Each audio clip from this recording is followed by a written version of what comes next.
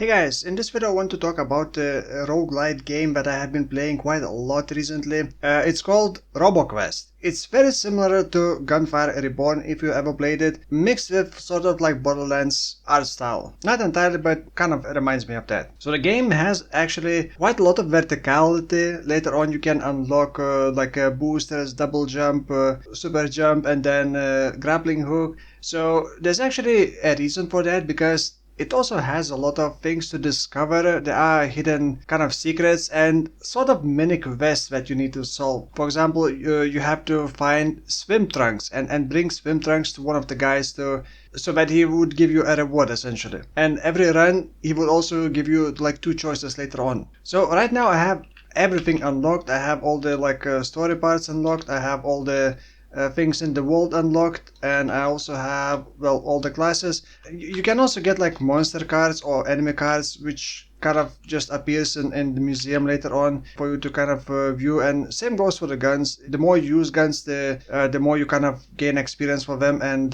unlock. But like it doesn't really do anything, I think.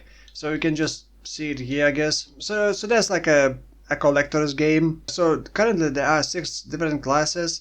I did recently unlock the last one, but all of the classes have 2 skills, like one primary and one secondary. They do gain different kind of upgrades.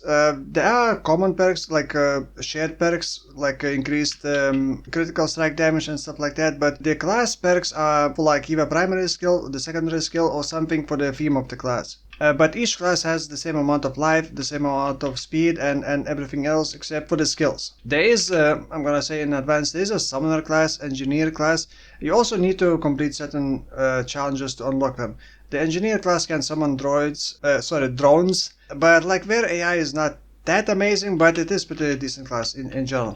And then there are like what do you call this, like a passive tree sort of thing, a talent tree, I don't know. But I already unlocked everything here, and you need these wrenches which you get by just defeating enemies and completing stages. But I have a couple of problems with this game. The progression is kind of like that. You if you want to get stronger, you kind of need to upgrade these. So you're gonna have to repeat the run multiple times until you get some upgrades and become stronger, like more life and actually damage not so much, but you do get damage by upgrading your weapons. I believe the maximum level is 15. Same goes for the weapon, so you can go past that. And there are different tiers of weapons, like common, uncommon, epic, fantastic, stuff like that. I'm actually not entirely sure what is the difference, other than they have more affixes.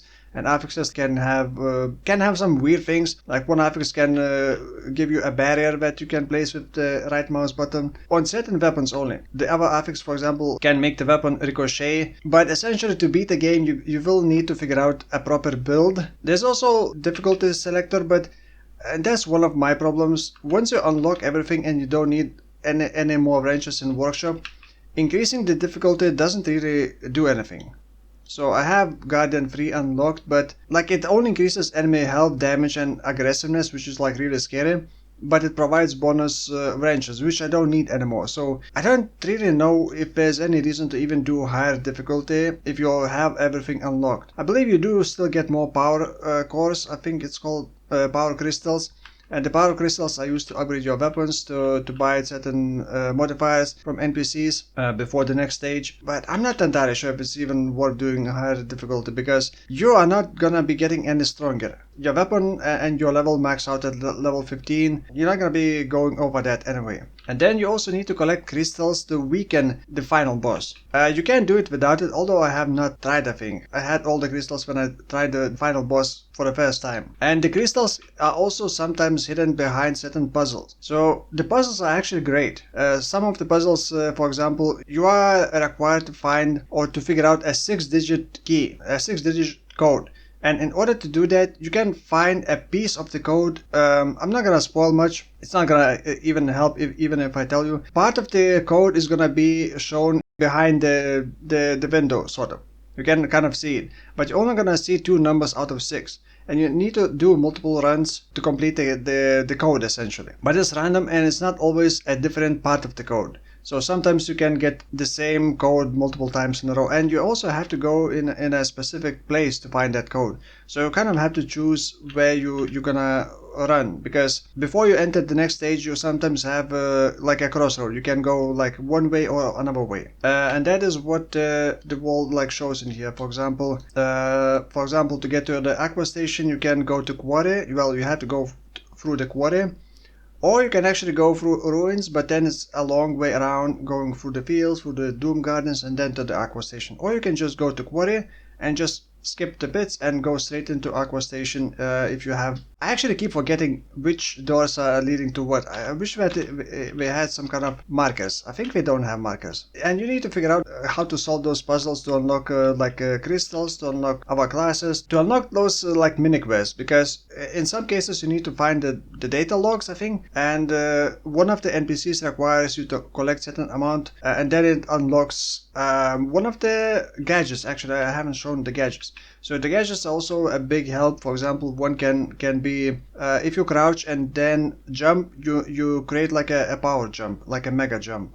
Then you also can unlock the booster, the jetpack. When I unlocked it, it felt like a cheat, because previously I was kind of stuck on the ground, and you had to figure out how to get up.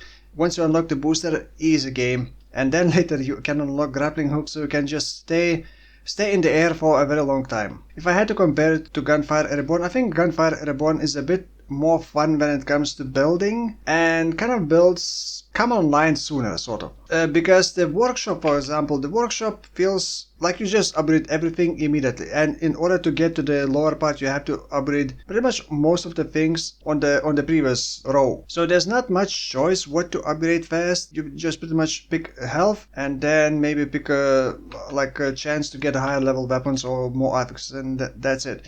There's no really choice. You just unlock everything eventually. But in Gunfire Reborn you have to pick and choose what to unlock first, what to focus first. And also, like, these parts, I don't actually remember how I unlocked them, but I did not have to purchase anything. I think I just unlocked them after defeating certain bosses. In Gunfire Reborn, this column would be for a class specific upgrades. But then again, Gunfire Reborn doesn't really have gadgets. And also Gunfire Reborn is not as does not have as much verticality. You cannot really fly, you cannot really climb very much, and it's more grounded. The music, by the way, in this game is also great. In the actual fight, it really reminds me of Borderlands games, where the boss music is like really epic, and over time, after like 20 hours, that music becomes kind of repetitive. Even after you stop playing, you kind of keep hearing that music over and over in your head.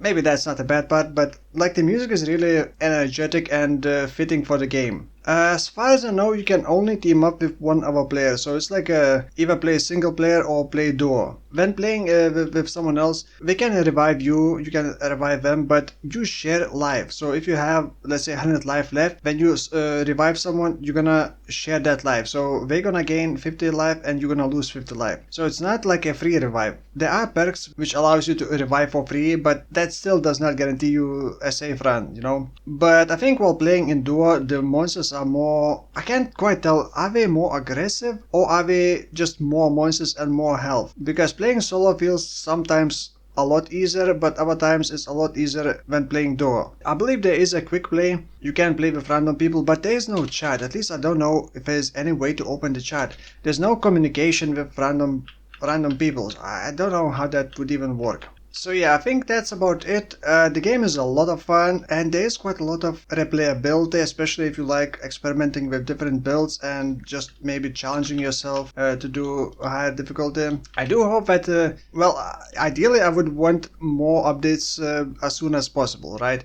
I want more classes, I want more stuff to do, more stuff to explore, and secrets to discover, but I'm not sure how often this game is going to be updated, but I assume it's going to be like a DLC updates. It's not going to be free updates. Maybe it will be free updates, but either way, that's about it about this game. I would really recommend this game if you like roguelite games, sort of like Gunfire Reborn, or just in general shooter games, or just in general exploration games, puzzle solving, all into one. So yeah, that's pretty much it. Thank you for watching, and I will see you in the next one. Bye bye.